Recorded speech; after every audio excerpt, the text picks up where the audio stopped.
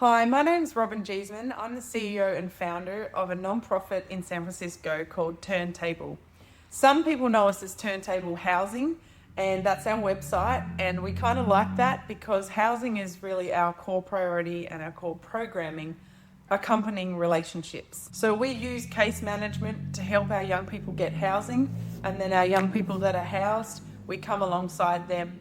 And really, we call it community-based support, mobile case management, because we really love to go over there and find the one, rather than that classic approach that we see everywhere, which is, here's my office, come over here. But so many people need to be met exactly where they're at. Some of them would never come here. Our location is in a part of San Francisco where some young people can't come. They might be able to come 3 blocks up or 2 blocks down that way, and they just can't come here. So it wouldn't really matter where we picked for an office location. Someone is not going to be able to go somewhere, which is the important thing of someone like myself and my team going to those other places as well. And really, it's really more fun to mix it up a bit and meet young people where they need to be. My connection to the city is very creative. My connection to the city is very unique. And where I've come to learn, a lot of people seem to choose San Francisco. I kind of feel like San Francisco picked me. I'm from Australia, and I've been here 10 years full time, and I've been coming back and forth for about 4 years before that, so 14 years in total. Baby Hunters Point in San Francisco is my first love, and it's no surprise that I'm still here to this day.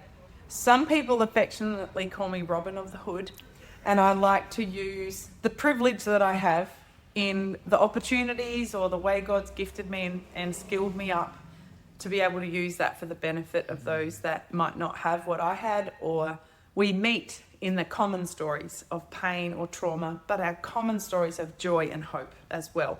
And there's so much joy and hope in Bayview. So I connected to San Francisco really because there was a direct flight from Melbourne to San Francisco when I was going on vacation one time. And I had friends in Boston, I had friends in New York, I had friends in Detroit. So I was coming to the States as a mindset of adventure and a mindset of, I know I'm meant to move here, I think, but where would I go? So practically, you kind of pick a place where you know at least one person.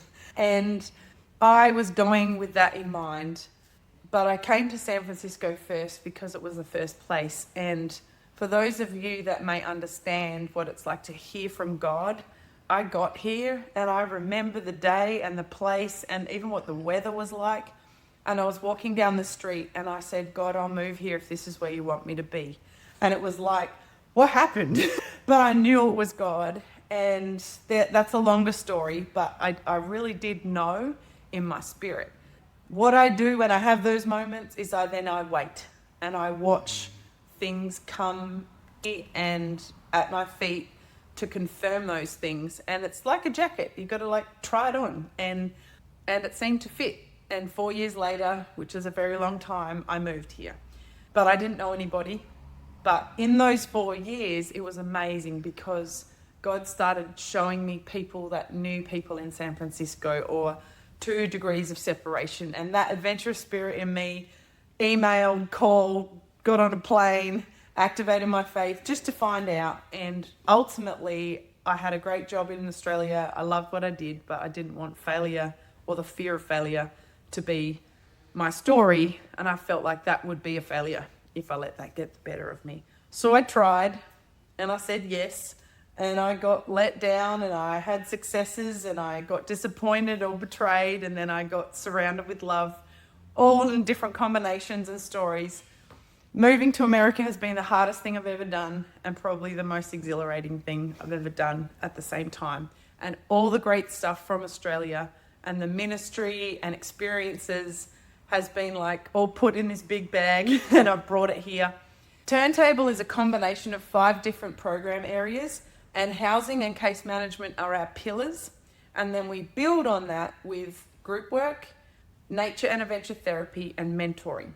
Our young people need to be engaged in case management and housing to access the other programs, and they're not all fully formed yet. And so we are partnering with an amazing organisation called Greenhouse. And Greenhouse and Turntable have really been growing together to learn the needs of the neighbourhood, the specific needs of our young people at Turntable. And I loved it when Don came one day and the word house on his baseball cap just really stood out to me, and I realised, oh my gosh, a house, like we've even got that same vision of cultivation and health, and a greenhouse promotes growth. And it's like, gets a bit hot sometimes, but like my youth say, you get in our business, but we really like it, and we need to be in each other's spaces and places for those sorts of things. So I connect with the young people pretty specifically because I have my own story similar to theirs.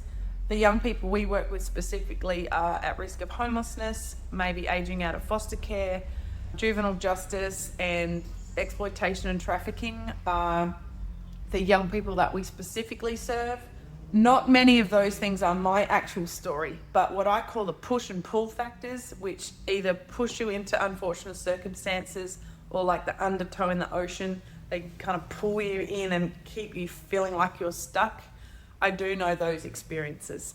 And so as I've connected my story with other young people's stories, that is the vision of Turntable, where a DJ has 2 turntables and connects those stories together. My prophetic declaration, which I feel like is from God, is that we will see a new sound in our city. We will see a new song. We will see the impact of one life coming alongside another, changing the world, not just changing that young person's world, but having a broader space. We see safe places of belonging as very, very important, and Greenhouse and the work that Don and his team do with our young people is one of those prime examples where he's good at things I'm not good at, or he's dedicating his time to things that the other team are doing other parts. But we want our young people to be healthy and well.